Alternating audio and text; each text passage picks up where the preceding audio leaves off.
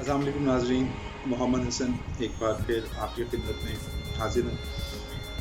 आज हम परवीन शाकिर की एक नज़म आपकी नज़र कर रहे हैं। इसका उन्वान है उसने फूल भेजे हैं। उसने फूल भेजे हैं फिर मेरी अयादत को, उसने फूल भेजे हैं फिर मेरी अयादत को, एक एक पत्ती में उन लबों की नरमी है, एक एक पत्ती में उन लबों की नरमी है, उन जमील हाथों की खुशगवार हिद्दत है, उन लतीफ़ सांसों की दिल नवाज़ खुशबू है। दिल में फूल खिलते हैं, रूह में चरागा है, दिल में फूल खिलते हैं, रूह में चरागा है, ज़िंदगी मुअत्तर है, फिर भी दिल ये कहता है, फिर भी दिल ये कहता है, वक्त के ख़जाने से एक पल चुरा लेता, काश वो खुद आ जाता। बहुत मेहरबानी, शुक्रिया।